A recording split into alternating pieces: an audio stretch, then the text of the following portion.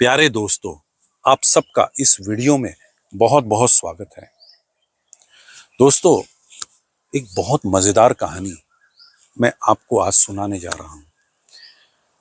कहानी मजेदार तो है, लेकिन इस कहानी में जिंदगी का एक बहुत बड़ा सच भी छुपा है। और मेरी पूरी उम्मीद है दोस्तों कि इस कहानी के माध्यम से जिंदगी का वो सच आपके सामने प्रस्तुत हो जाए और आप इस कहानी से एक बहुत बड़ा सबक भी ले सको। तो बात ऐसी है दोस्तों कि ईरान के एक छोटे से गांव में एक सर्कस हुआ करती थी। वो सर्कस बड़ी ही मशहूर थी। दूर दूर से लोग उस सर्कस को देखने आते। राजा, महाराजे, वजीर, सारे लोग उस सर्कस के दीवाने थे। उस सर्कस की खासियत ये थी कि उस सर्कस में केवल 5 बंदर थे, लेकिन वो पांचों बंदर, हर बंदर के पास एक ऐसी कला थी कि दुनिया में वो बंदर बड़े बेजोड़ थे। वैसे कलाकार बंदर खोजने से भी ना मिले, ऐसे वो बंदर थे। पांचों ऐसी कलाएं बताते थे सर्कस में कि इंसान मात खा जाए उनके सामने।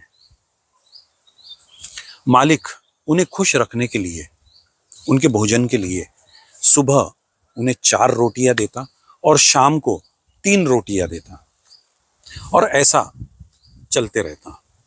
एक दिन मालिक ने बंदरों से कुछ दुर्व्यवहार कर लिया।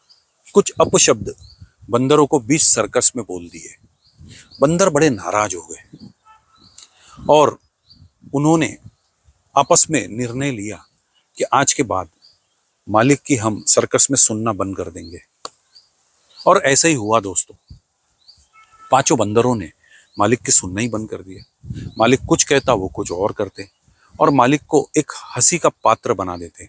मालिक की चेष्टा करते, चिढ़ाते मालिक को, और लोग बहुत हंसते। और धीरे धीरे उस सर्कस की मशहूरी कम बेकम हो रही थी। इससे उनके मालिक जो पैसे कमाता, कमाई पे भी बड़ा फर्क पड़ने लगा, और मालिक धीरे धीरे गरीब होने लगा। एक दिन मालिक ने यह तय किया कि सर्कस को बंद कर दिया जाए और बंदरों को जंगल में छोड़ दिया जाए। ऐसा वो करने ही वाला था कि रात को सोते वक्त उसे याद आया कि वो एक सूफी फकीर को जानता था, बड़ा मशहूर फकीर था। क्यों ना उसके पास जाके इस समस्या को सूफी फकीर को बताया जाए, ताकि अगर वो सूफी फकीर के पास कोई हल हो तो मेरे बड़े काम में आ जाएगा और फिर मेरी सर्कस आबाद हो जाएगी।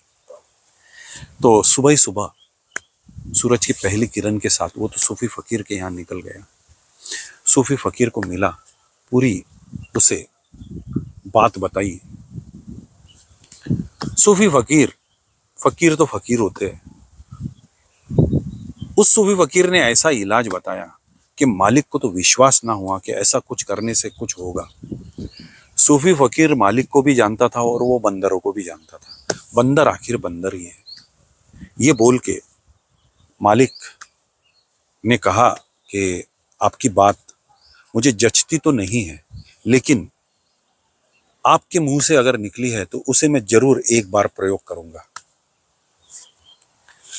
मालिक वापस अपने गांव आता है और बंदरों को बुलाता है और कहता है कि आज के बाद मैं आपको भोजन में सुबह 3 रोटियां दूंगा और शाम को 4 रोटियां दूंगा। नियम यह था कि मालिक सुबह 4 और शाम को 3 रोटियां देता था। इसका मैं उल्टा करने जा रहा हूं। बंदर तो बड़े भड़क गए। बंदर भाई बंदर बड़े भड़क गए।